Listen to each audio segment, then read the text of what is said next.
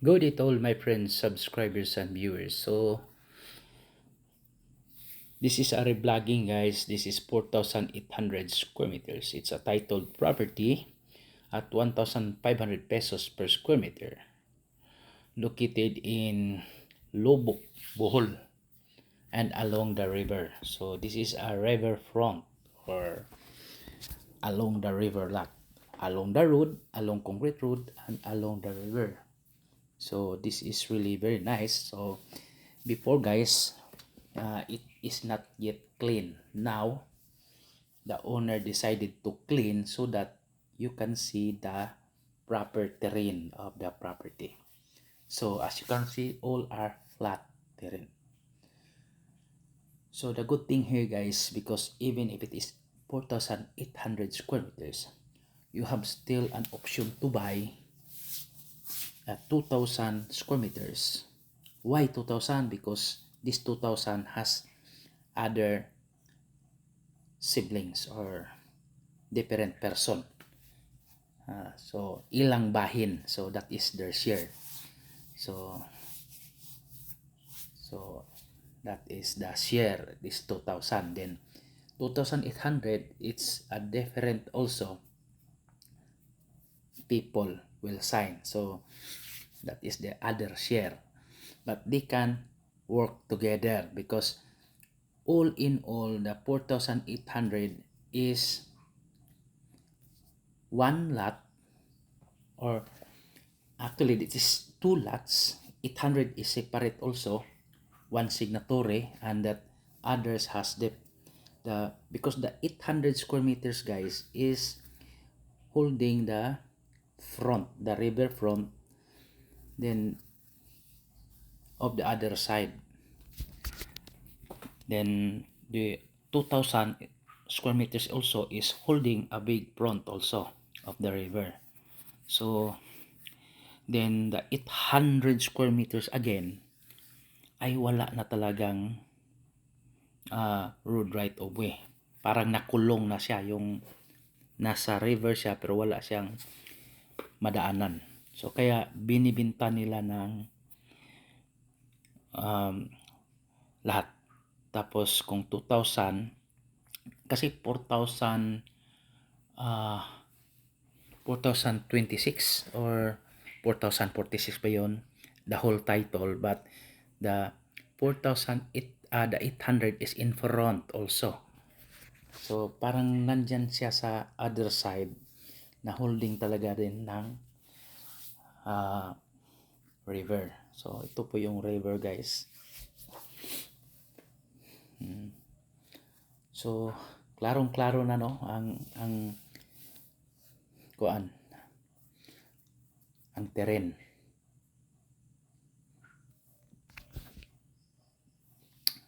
And this part of the river front or the river is really quiet, no? Tahimik dito guys, walang dumadaan na mga river cruise boat, yung mga sasakyan ng mga tourist ng mga buti, ang yung iba magsayaw sa loob, eat all you can, yan po.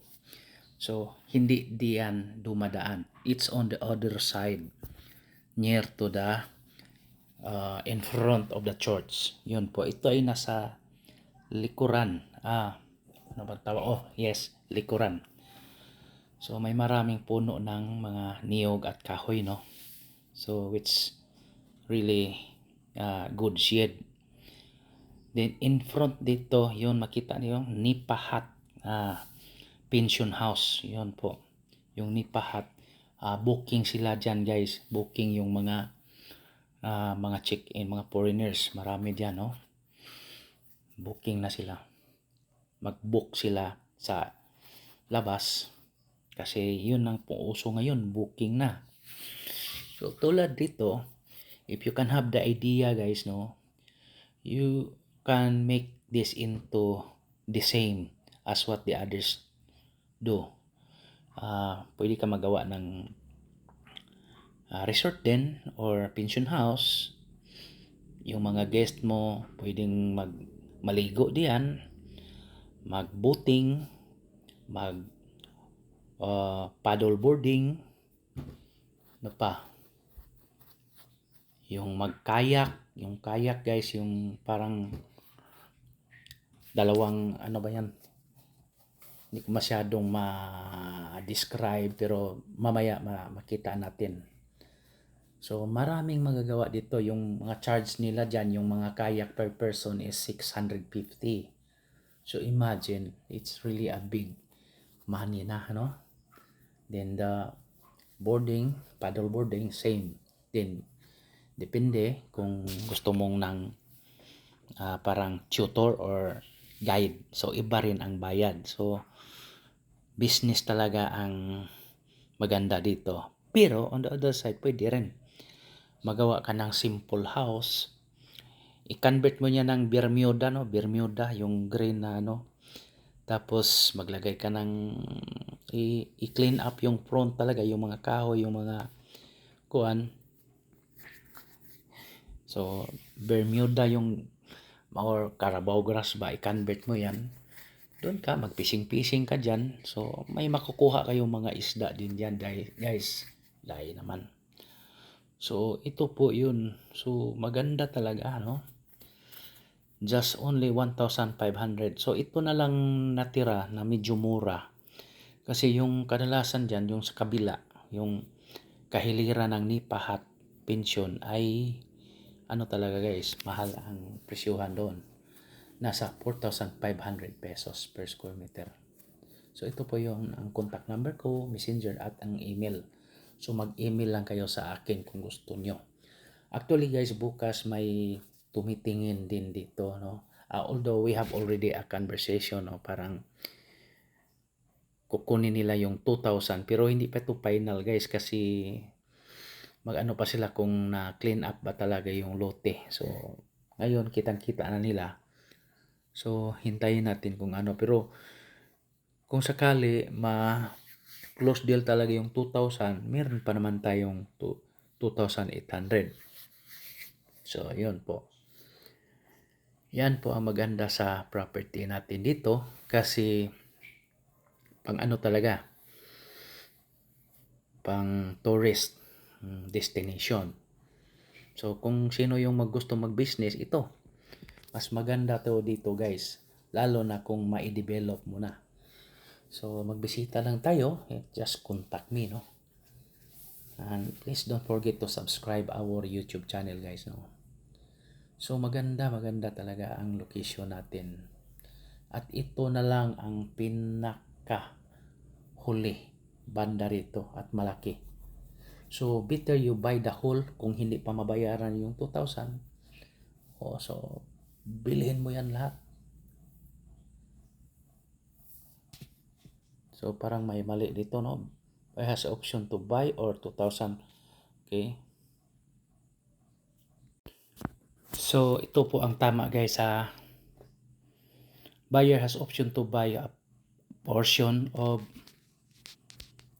1,000 square meters or 2,800 square meters. Yun.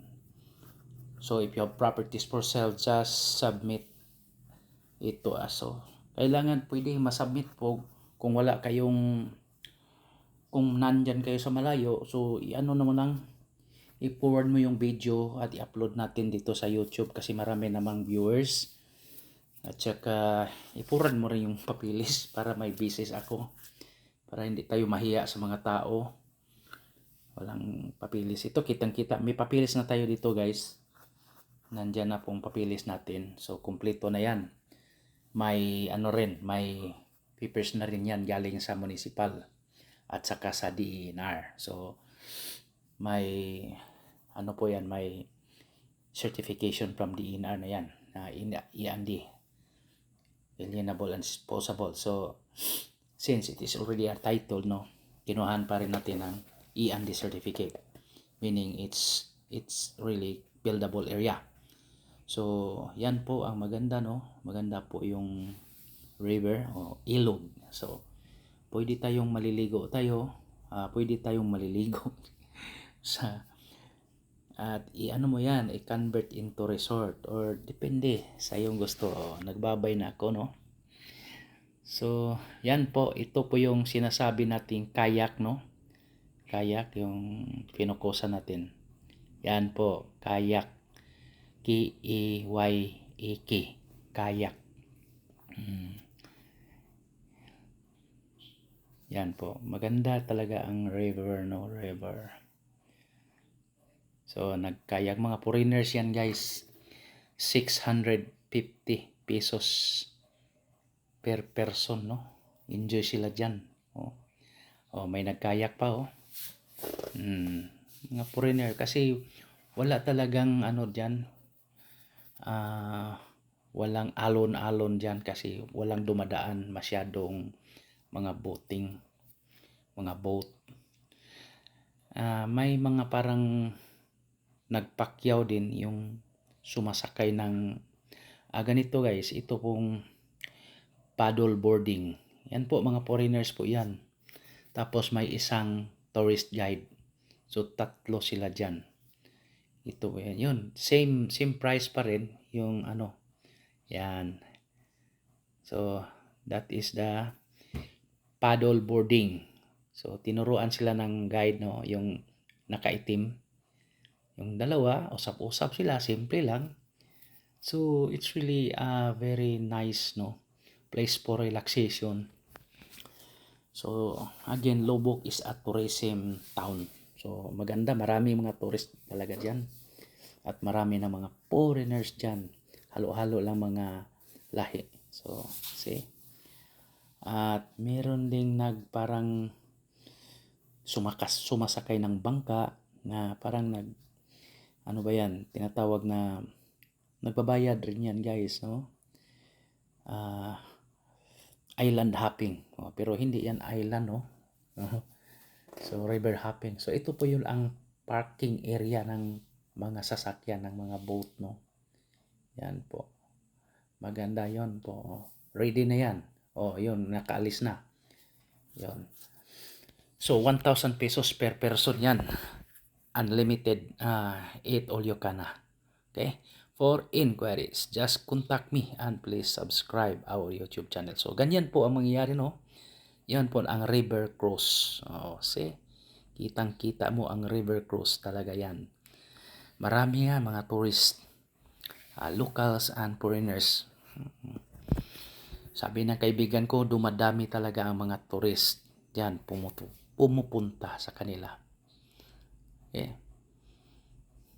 Again, thank you. So, yan po, kita natin. Bye.